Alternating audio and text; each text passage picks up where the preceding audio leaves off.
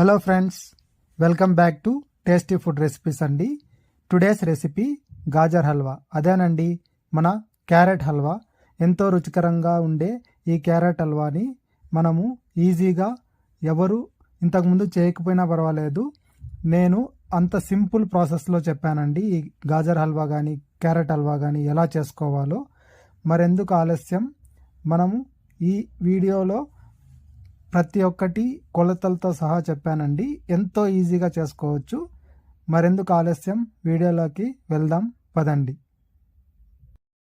Hello friends, నేను carrot halwa కోసము 1 kilo carrot తీసుకున్నాను.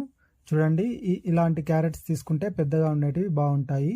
దానికి మనము ఈ విధంగా పీల్ చేసుకోవాలండి. ఈ విధంగా పీల్ చేసుకున్నవన్నీ మనము వాటర్లో వేసుకుంటే తాజాగా ఉంటాయి. కాబట్టి నేను ఫ్రెష్ వాటర్లో ఈ విధంగా వేసుకుంటున్నాను.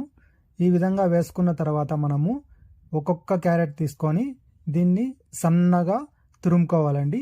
చూసారా, ఈ విధంగా సన్నగా తురుముకుంటేనే క్యారెట్ హల్వాకి చాలా రుచిగా ఉంటుంది.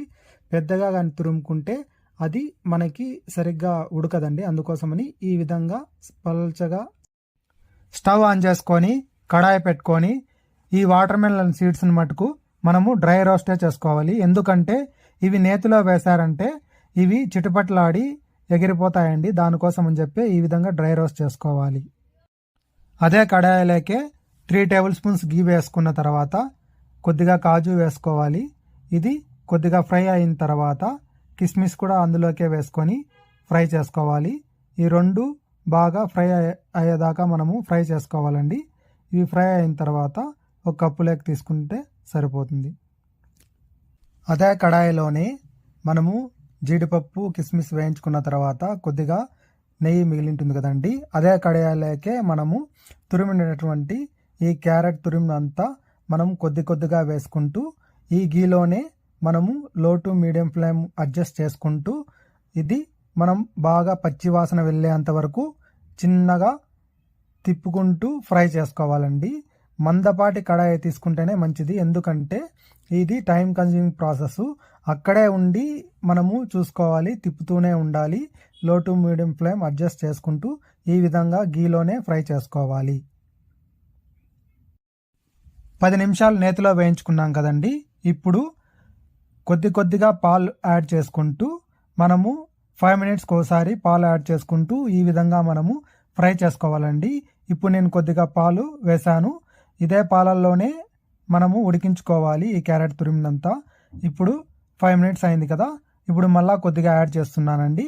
కొద్దిగా యాడ్ చేసి మనము దీన్ని కూడా ఒక 5 మినిట్స్ ఈ విధంగా ఫ్రై చేసుకోవాలి. 1 కేజీ క్యారెట్కి 300 గ్రామ్స్ షుగర్ అయితే కరెక్ట్గా సరిపోతుందండి. స్వీట్ ఎక్కువగా తినేవాళ్ళు ఇంకొద్దిగా యాడ్ చేసుకోవచ్చు. మరి ఎక్కువగా యాడ్ చేసుకుంటే స్వీట్ ఎక్కువగా ఉంటుందండి. కాబట్టి నేను 300 గ్రామ్స్ తీసుకున్నాను. ఇది బాగా కరిగి ఈ క్యారెట్కి బాగా పట్టుకునేంత వరకు మనము నెమ్మదిగా కలుపుతూ ఉండాలి. ఈ విధంగా కలుపుతూ ఉండాలి. తర్వాత నేను 1 టేబుల్ స్పూన్ అంతా ఇలాచీ పౌడర్ కూడా యాడ్ చేసి ఈ విధంగా కలుపుకోవాలండి.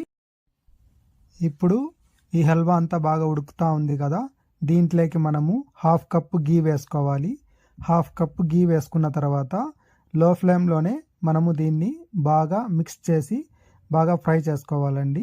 ఈ విధంగా చేస్తే ఈ హల్వాకి ఈ గీ మిక్స్ అవ్వడం వల్ల ఎంతో అరోమేటిక్గా ఉంటుంది. అందుకోసమనే గీ వేస్తున్నానండి లాస్ట్లో. ఈ విధంగా ఫ్రై చేసుకోవాలి. ఫ్రై చేసుకున్న తర్వాత మనము ఇందాక వేయించుకున్నటువంటి వాటర్ మెలన్ సీడ్స్, తర్వాత కిస్మిస్, జీడిపప్పు కూడా వేసి ఈ విధంగా మనము మొత్తం అంతా బాగా కలుపుకోవాలండి.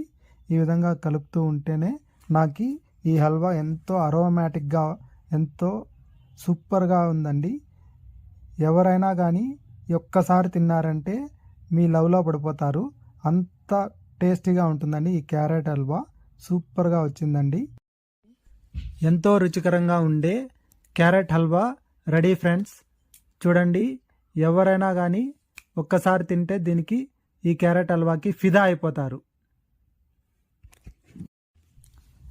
చూసారా అండి, క్యారెట్ హల్వా అయితే రెడీ అయిపోయింది. ఈ విధంగా సర్వ్ చేసుకొని మనము కుటుంబ సభ్యులతో కానీ ఫ్రెండ్స్తో కానీ తింటూ ఉంటే మైమర్చిపోతారండి. ఎంతో రుచికరంగా ఉందండి ఈ క్యారెట్ హల్వా.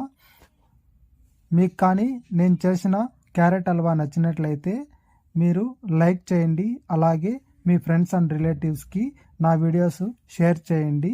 మరెన్నో కొత్త రకమైన వంటల కోసం మన టేస్టీ ఫుడ్ రెసిపీస్ ఛానల్ని చూస్తూనే ఉండండి.